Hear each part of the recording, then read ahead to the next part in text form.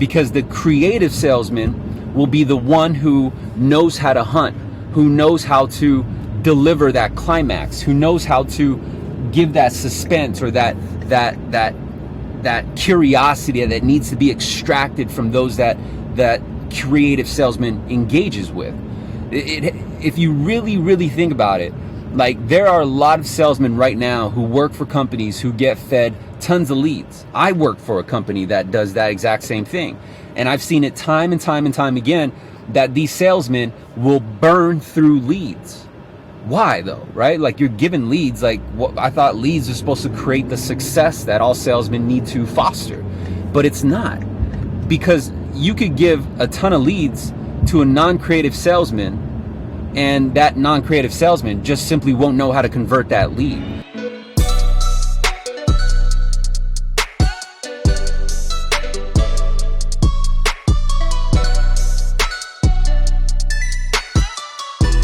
What is up, world?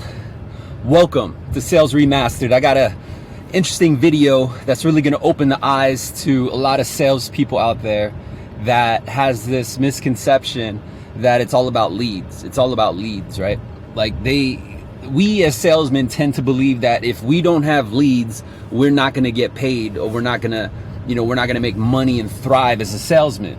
If you felt that way, comment below if you're willing enough to admit, because I used to be in that state of mind. I used to be in the state of mind of like, oh man, this company won't let me make money because they don't give me the best leads. They don't give me the Glenn Ross leads, right?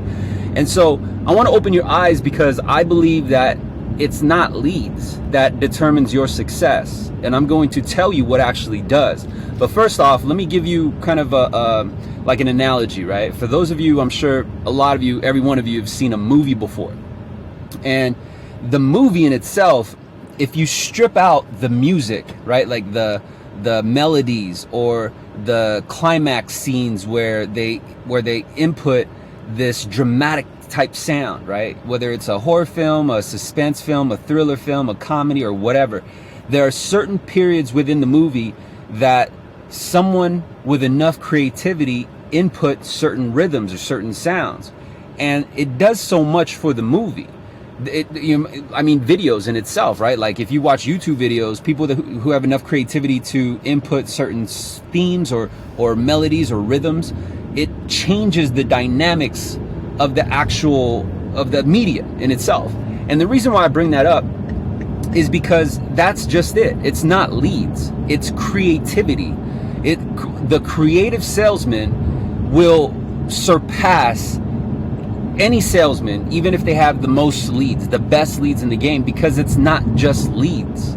You could get as many leads as you want, as you can get, but without creativity, you're not going to be able to convert those leads. As a matter of fact, I would put my money on a creative salesman versus a salesman who is fed the best, easiest to convert leads, hands down, any day. Because the creative salesman will be the one who knows how to hunt, who knows how to deliver that climax, who knows how to give that suspense or that curiosity that needs to be extracted from those that creative salesman engages with. If you really think about it, like, there are a lot of salesmen right now who work for companies who get fed tons of leads. I work for a company that does that exact same thing. And I've seen it time and time again that these salesmen will burn through leads. Why though, right? Like, you're given leads. Like, I thought leads are supposed to create the success that all salesmen need to foster, but it's not. Because you could give a ton of leads to a non-creative salesman, and that non-creative salesman just simply won't know how to convert that lead. So now the question is, all right, D, fine, I gotta be creative. How can I be creative? And I want to give you another analogy. When you think of like music producers, right? Like, I watched this one thing on Netflix. It's called Rapture.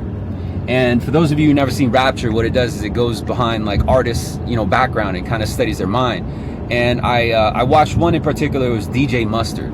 And in case you don't know who DJ Mustard is, he does like a lot of the like YG beats or what have you.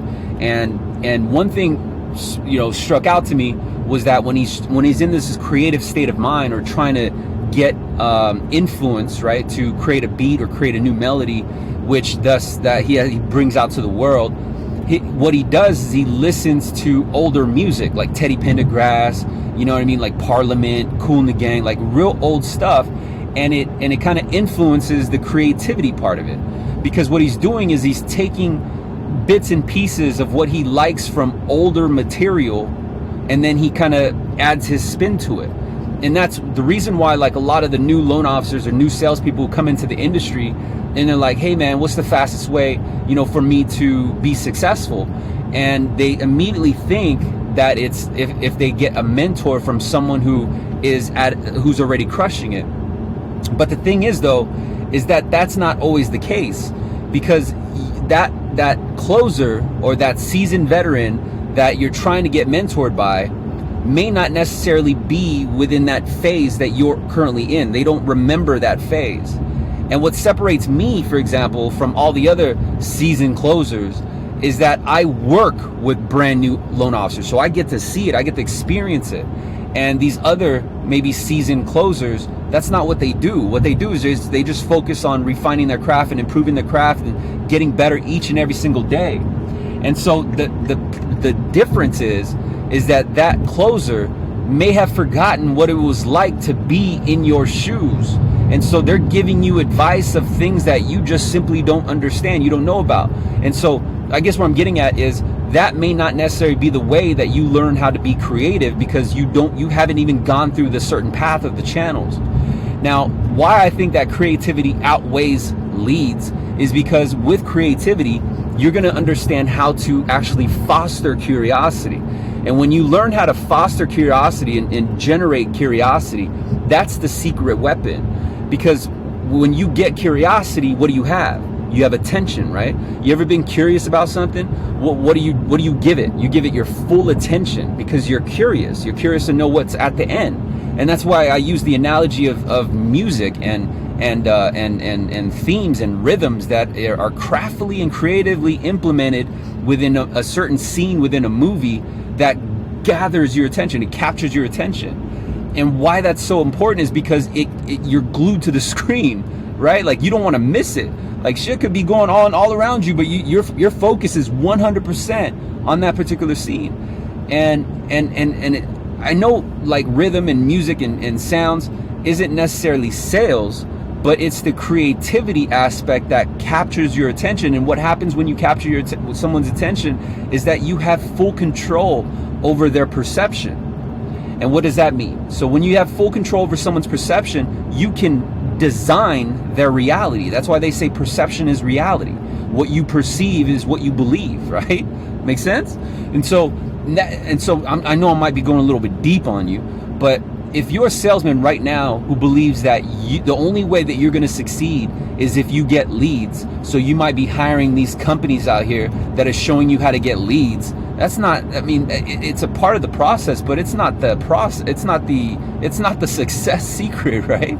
Like, you can get leads easily anywhere. You can go on fucking Facebook or YouTube or anything and just post something and ask for leads, and you're bound to get some leads. But what does that do, right? Like, all a lead is an inquiry to, like, okay, hey man, what are you talking about? So that's a lead, right?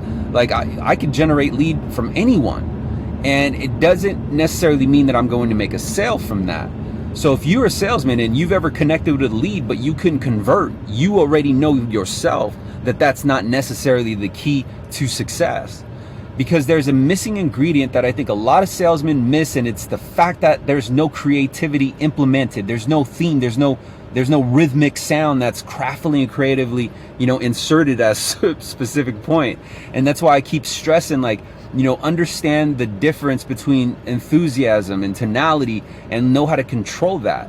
Because if you can control the enthusiasm within your tone when you're engaging with your prospect, that's very similar to how producers and music editors, when they make a movie, implement a specific sound at a specific scene, right? At a particular point within the movie.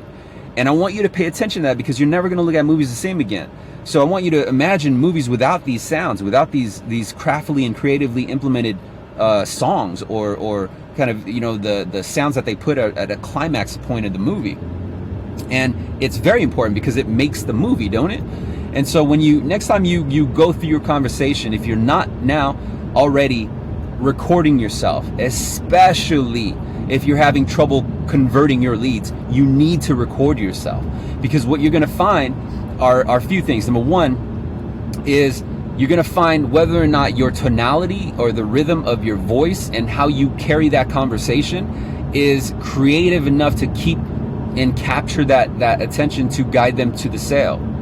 But also, you're going to be able to determine when at certain points within your engagement or conversation you are getting hit with these objections, or you're losing the interest and you're losing the attention of that audience or that lead, right? And so when you understand which point and where in the conversation you're getting the hit with these objections, or you're losing that attention, you need to then rewind and figure out, okay, well, how did I lose it? What was I saying? How did I sound? And you're going to figure out that a lot of it had to do with your choice of tonality, your choice of enthusiasm, your choice of words. And it's going to open your eyes and make you more creative.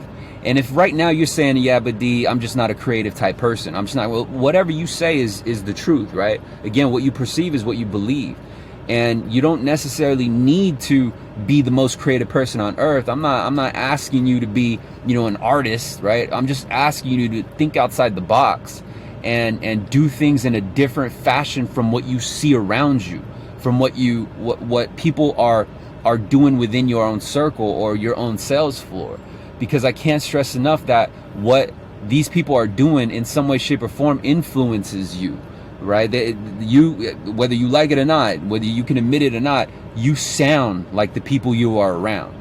And that's just something that is, you know, it's human nature. We adapt, and so we become like our circle. My invitation to you is break free from that and make noise in a different way. And if you could do that, and you can understand that creativity is the actual secret to success in sales, then you're not going to be able to be the salesman that's just going to point fingers and blame, like, oh, I'm not getting leads. Boo-boo. You could become a successful salesman right now without being fed any leads. And if you want to know how, follow at Sales Remastered on YouTube, Instagram, Facebook. Be sure to get a copy of my sales script. It's absolutely free at salesremastered.com. And guess what? It's free, so you can download it right now. Be sure you use your personal email address, and I'm going to show you what creativity is about through the content that I drop on a daily basis. So I appreciate you guys' attention. Have a blessed rest of your Sunday, and I'll see you on the next live. Bye.